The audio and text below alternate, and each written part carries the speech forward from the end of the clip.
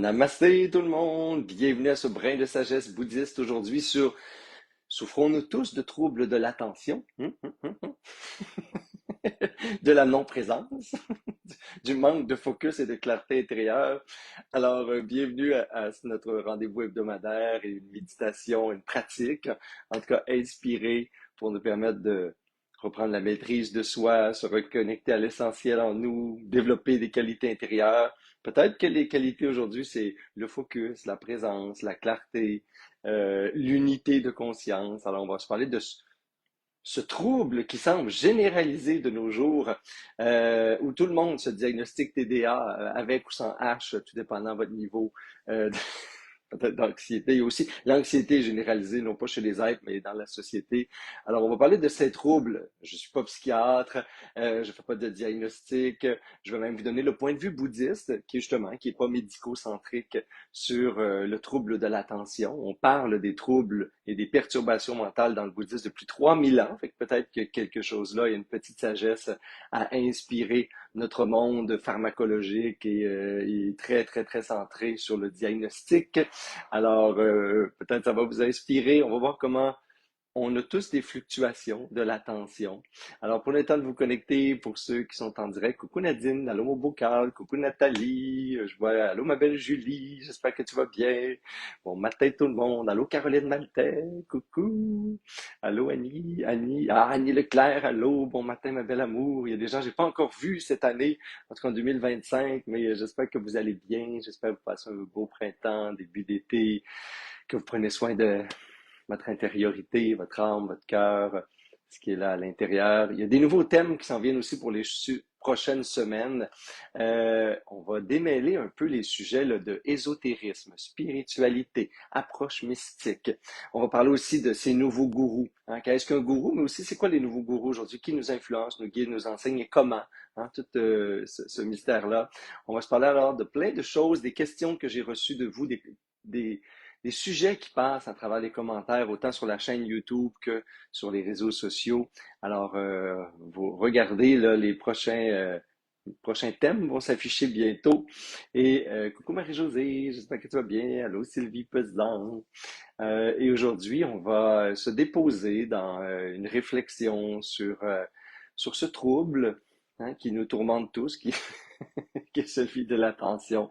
Et on va regarder Sati, hein, S-A-T-I, en sanskrit, qui est comme l'opposé de, hein, de tous les symptômes du trouble de l'attention. Alors, je répète encore une fois là, que bien que j'ai mis le thème, parce que c'est des questions qui m'ont été posées, c'est des sujets qui m'ont été inspirés par vous, là, des gens qui m'ont écrit des messages, puis les troubles anxieux, les troubles d'attention, les troubles avec ou sans hyperactivité, tous ces diagnostics-là, qui vous envahissent, qui des fois bon, viennent de vous, parfois c'est des vrais diagnostics, on va le dire comme ça, le vrai. Bon, tantôt on va changer les critères dans 5 ans, puis on va se faire changer de catégorie, puis ce sera plus ça, ça va être autre chose. Fait, ça aussi, c'est impermanent, mais en tout cas, aujourd'hui, on en parle et c'est un sujet qui se parle. Alors, le trouble envahissement de développement de l'attention avec ou sans hyperactivité, on en parle dans le bouddhisme, imaginez-vous donc, depuis, je disais 3000 ans, là, mais minimum 2500 ans de façon presque documentée à travers les écritures sanskrites, toutes les perturbations mentales qui font partie finalement d'un esprit qu'on appelle indompté. Alors, la première chose, on va regarder ce trouble de l'attention qui veut dire qu'on ne focus pas. Hein, on n'a pas, dans le bouddhisme, et là, je parle pas des troubles neurologiques, tu sais, le TDAH, on le sait, là, il faut être diagnostiqué, c'est un trouble qui est neurologique avant tout, cortex préfrontal, blablabla, nanana. Alors, regardez, là, avec vos médecins traitants, si vous voulez avoir un diagnostic officiel. Mais sinon, dans le bouddhisme, on dit, on peut tous souffrir finalement de troubles, hein? On peut être troublé, perturbé, de l'attention. Ça veut dire on n'est pas capable de garder le cap, on n'est pas capable de rester centré. Comment ça se témoigne, ça, le trouble de l'attention, dans la vue bouddhiste? Parce qu'il y a hein, ces perturbations de l'esprit dans la tradition bouddhiste, entre autres la tradition de base là, du bouddhisme qui est Theravada. On va parler justement de l'esprit comme un cheval fou parfois. Un cheval qui s'en va dans toutes les directions, n'importe quand. Regardez un cheval, là, quand il est excité et il est heureux, là, ça s'en va partout. Et la conscience comme le chevalier, ce qui hein, Je dis chevalier, le cavalier. Il est épique, moi, mon cavalier. C'est un chevalier. Alors, le cavalier, c'est la conscience sur ce cheval-là. La première chose à dire, c'est le mental, un mental qui est non dirigé, qui est non maîtrisé, ben, c'est toujours un peu fou. Et ça subit donc les perturbations naturelles qui sont la dispersion, la distraction et la torpeur. Les trois, euh, les trois fondements là, de ce qui nous empêche d'être dans la clarté et la présence finalement. Et on va le dire dans la tradition bouddhiste, d'atteindre l'éveil. Donc, dispersion, distraction, torpeur mentale.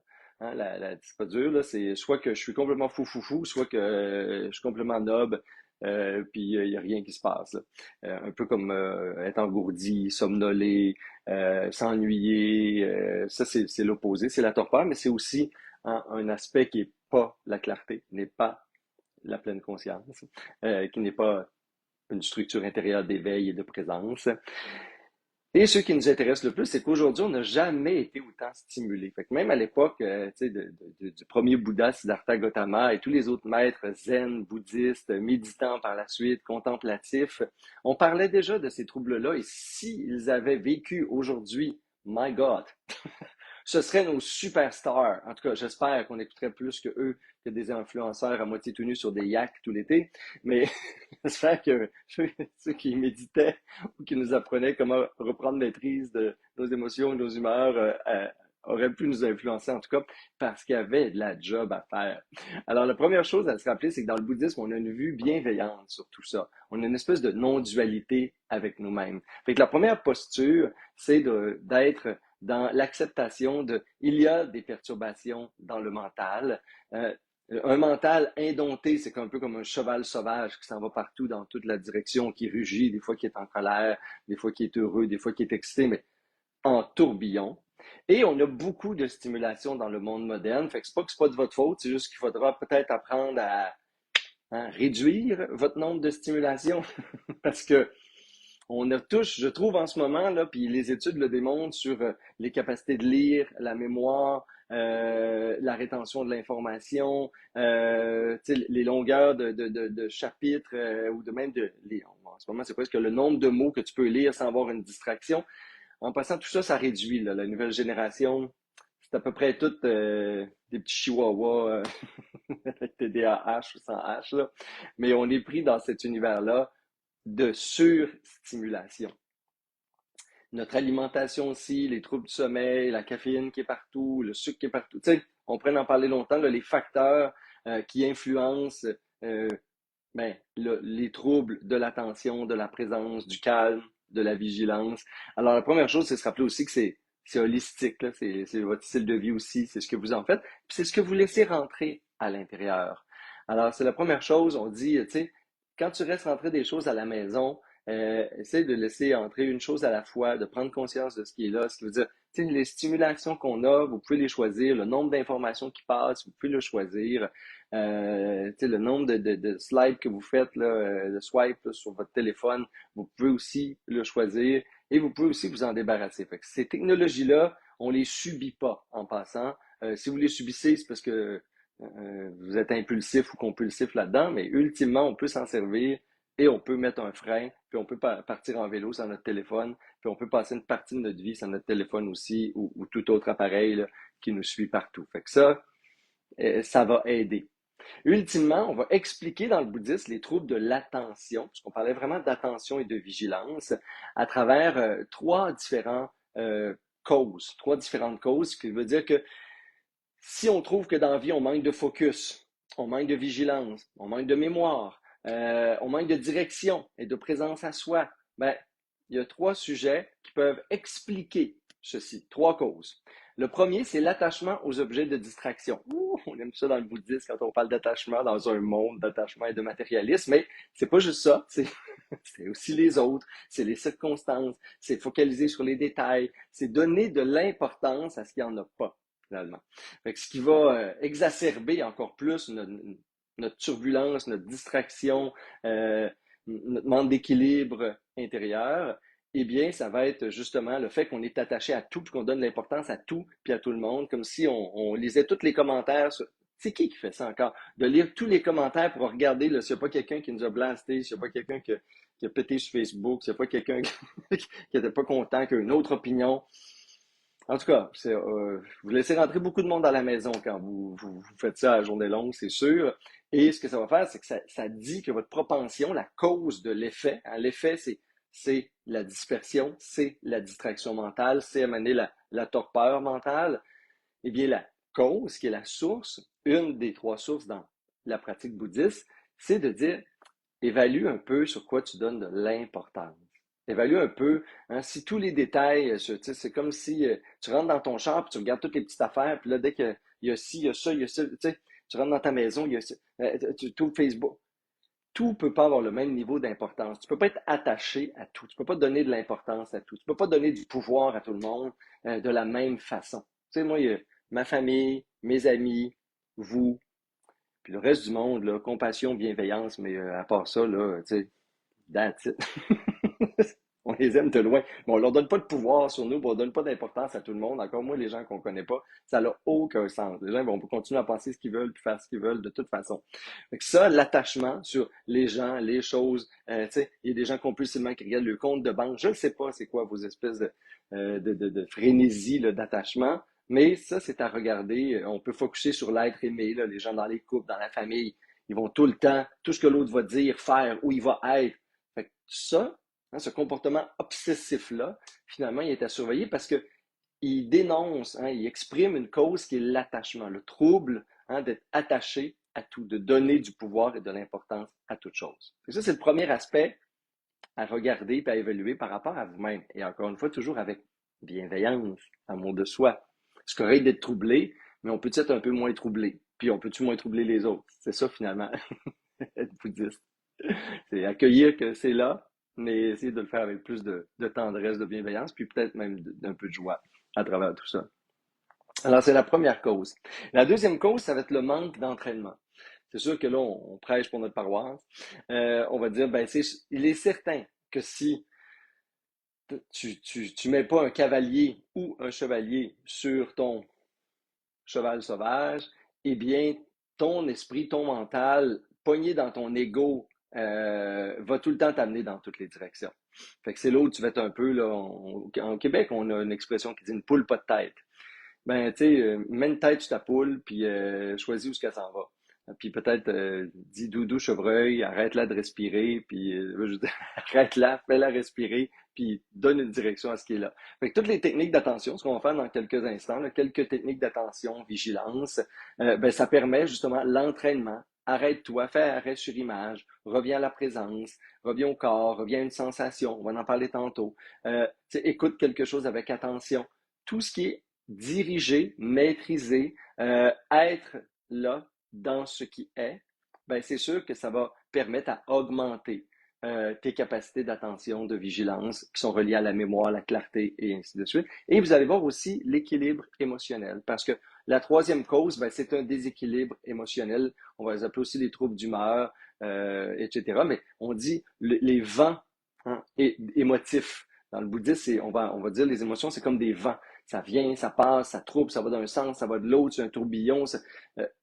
Ces vents-là, hein, émotifs, cette charge émotive-là, ben, plus tu n'es pas en maîtrise, moins tu es capable de la canaliser, moins tu es capable de la libérer, ben, plus tu vas avoir des troubles de l'attention, moins tu vas être, plus l'esprit, le mental va être troublé, va aller dans tous les sens aussi, va être instable, va avoir des fluctuations au niveau des états de souffrance dans la journée, puisque c'est pas des états agréables. Alors, moins tu contactes ça, moins tu es en présence avec ça, moins tu as des mécanismes pour les libérer et plus tu vas être troublé. Plus tu vas avoir hein, ce qu'on appelle aujourd'hui le trouble. Moi, j'appelle ça, pour pas voler le terme là, médico-centrique, je dirais le trouble de la présence ou de la non-présence. Tiens, comme ça, on ne volera pas des termes, même si sati, en passant, qui est l'opposé. Hein, parce que le remède, c'est quoi? Tout ça, c'est sati.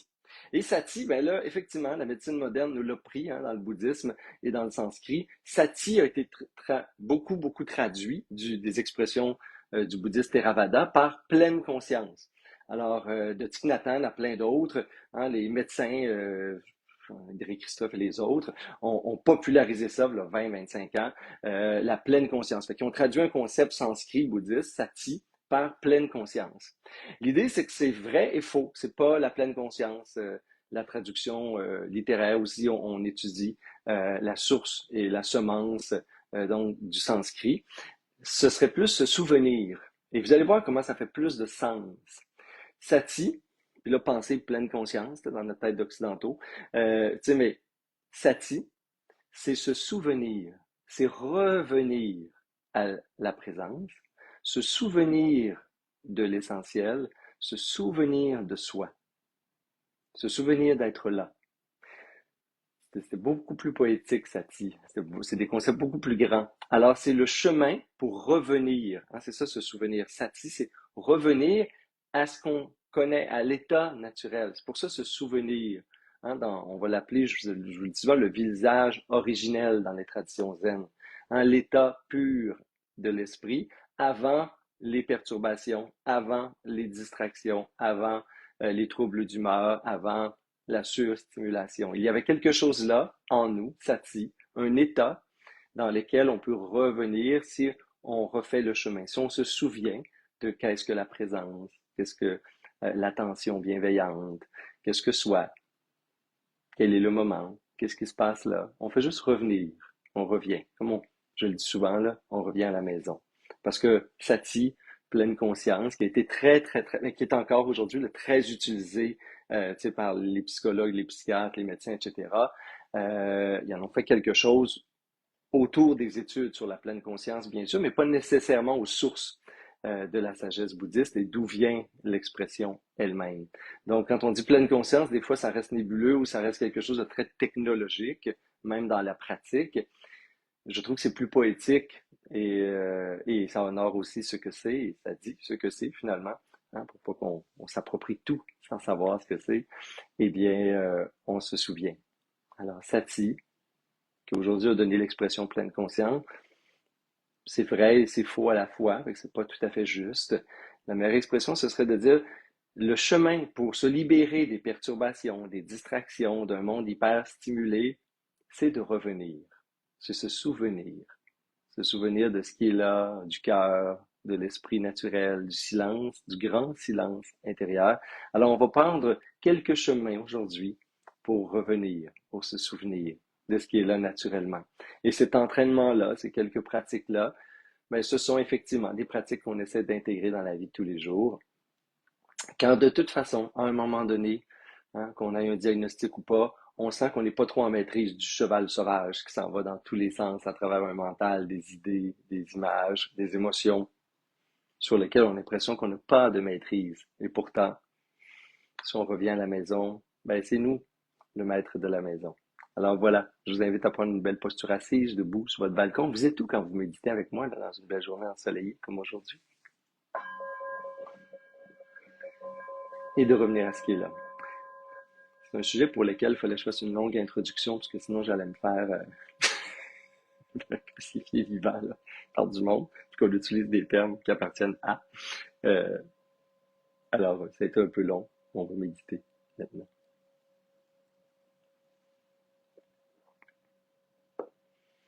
Alors, le développement de Sati, Sati, chemin de l'éveil, chemin de la libération, dont l'expression nous ramène à se souvenir, à revenir. Alors, on peut toujours, dans un premier temps, revenir au souffle, à ce meilleur ami, cet ancrage à l'instant présent, et inviter la conscience sur le souffle, la respiration, les sensations, et juste être témoin. Comment ça respire en ce moment? Et si on veut, on peut fermer les yeux ou garder les yeux mi-clos pour avoir le moins de distractions possible. C'est ce qu'on fait en méditation. C'est pas une punition, c'est une récompense. Immobiliser le corps pour arrêter d'être dans l'agitation. Fermer les yeux pour réduire les stimulations. Et suivre un chemin intérieur. Contempler un objet mental, une analyse, pour que la conscience puisse diriger ce cheval sauvage, le mental. Et je reviens à la maison. Je reviens à l'essentiel. Chaque fois que je m'assois pour méditer, mon intention peut être de revenir aux qualités naturelles de l'esprit. Sati, se souvenir des qualités naturelles de mon esprit.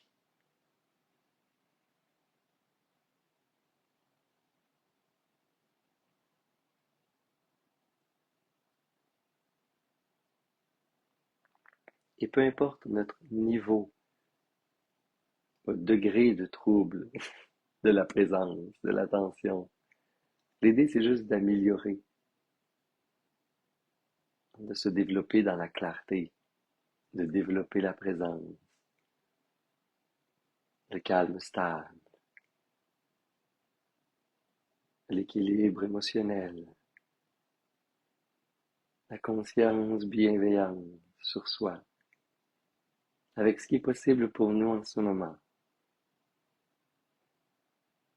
Alors je peux consciemment, avec bienveillance, honorer mon corps pour ce qu'il est en ce moment, juste là.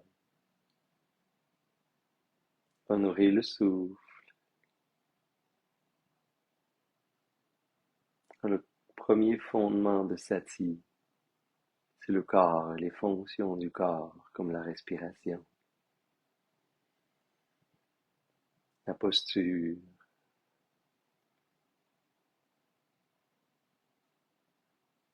les battements du cœur.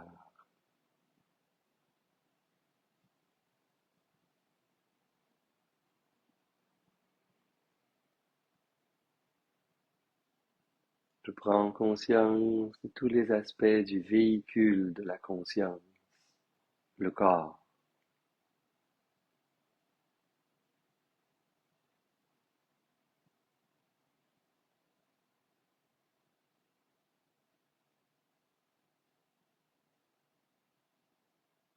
le souffle,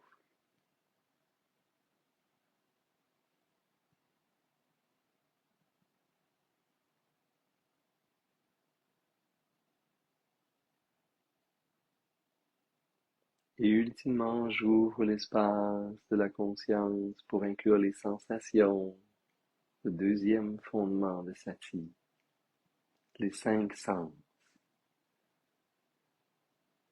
Et ainsi, je peux méditer et développer la présence sur peut-être une odeur qui est là, même si elle est très subtile.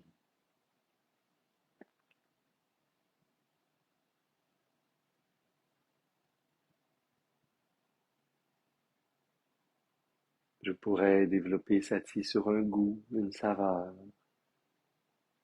quand je mange. Ou peut-être qu'il y en a une qui est là.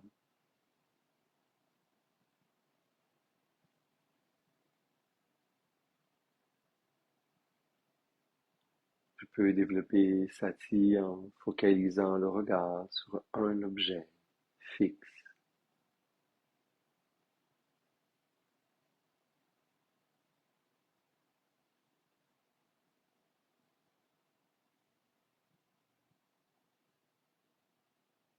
Sur les sons qui m'entourent.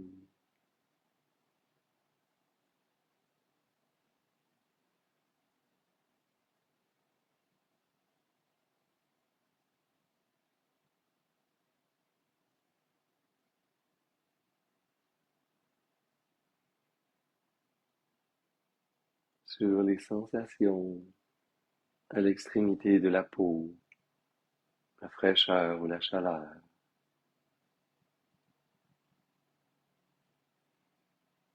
Peut-être l'ombre ou la lumière.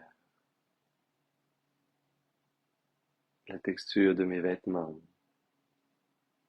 l'expérience sensorielle et sensuelle de la vie est une porte vers Sati. Et je savoure l'expérience de tous mes sens en ce moment.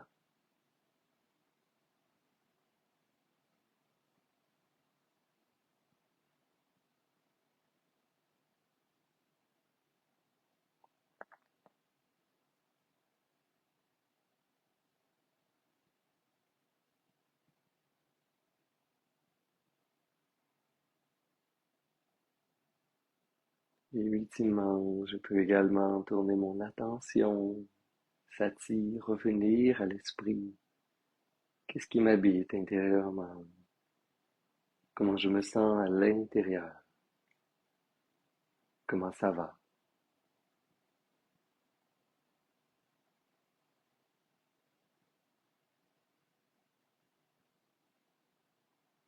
Troisième fondement de Sati, le climat intérieur. Comment je me sens dedans?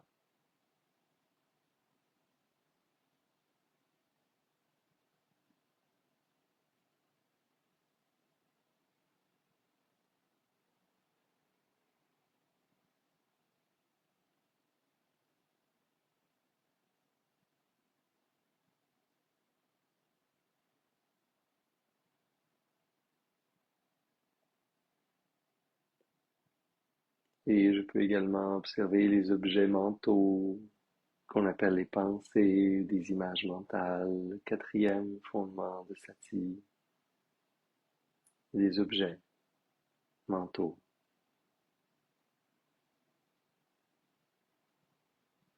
le film que je me raconte à l'intérieur.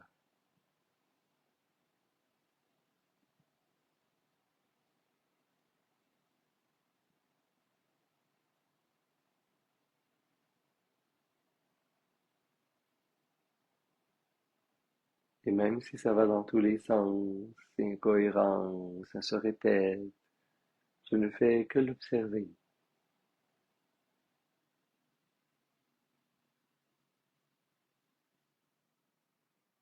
Je le regarde attentivement, avec curiosité, bienveillance.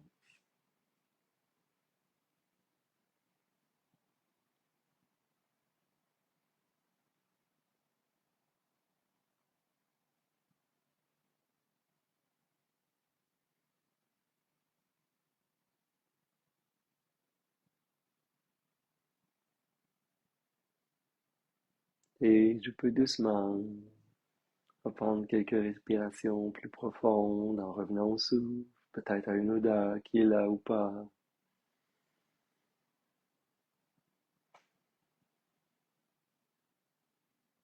Prendre conscience du corps, comment je me sens intérieurement.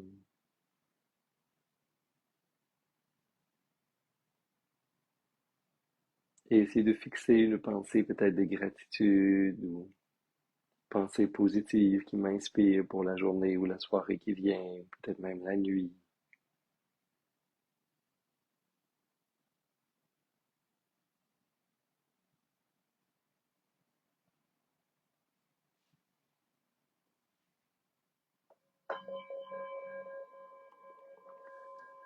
Et on peut doucement amener les mains, en amasser, les frotter légèrement ensemble.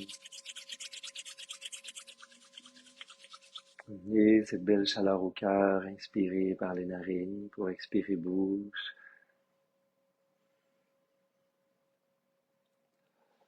Et si vous voulez, on peut faire vibrer intérieurement ou extérieurement le son Om, qui est comme le son qui calme l'intérieur, l'âme.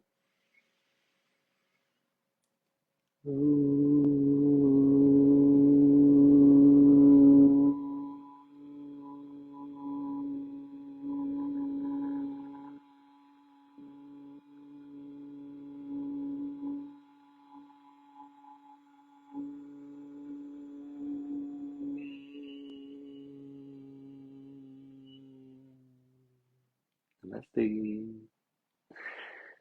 Hmm. Prenez le temps d'atterrir tout doucement. On va se donner quelques petits conseils pour que ce soit encore plus facile hein, de se sortir de ces troubles de la présence.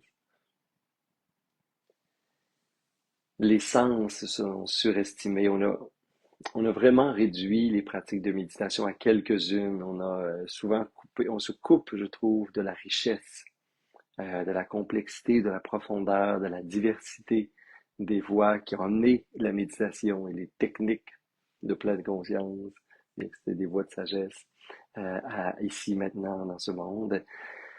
Les sens sont surestimés, sont sous-estimés parce qu'on pense souvent au souffle, on pense souvent au son, on va peut-être penser souvent à scanner le corps. Le deuxième fondement de Sati, c'est être là dans les sens. Fait que si vous êtes un épicurien, épicurienne, si vous êtes quelqu'un qui aimait, c'est souvent les odeurs. Bon, ceux qui me connaissent savent que je suis gourmand, mais c'est c'est pas ça.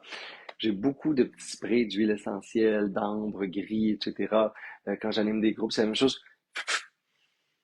Et pour moi, c'est instinctif, c'est direct. Quand il y a une odeur, on dirait que l'ego se tasse, tout ce qui est là, qui se dit en dedans, a tellement plus d'importance sur savourer. La nature, même chose, les odeurs en nature. C'est comme si, pour moi, cette porte-là des sens est une porte directe à la présence. Tout le reste, je m'en fous automatiquement. Alors, pour vous, c'est pas le toucher aussi. Il y en a qui vont se faire masser, se toucher dans la douche, changer, le chaud, le froid, etc. Fait, essayez de voir. Ça peut être une musique, ça peut mais c'est pas l'écouter en distraction, là. C'est pas sentir de même. Encore une fois, là, c'est pas un cheval sauvage ou une poule pas de tête ou un singe jongleur. C'est d'être là.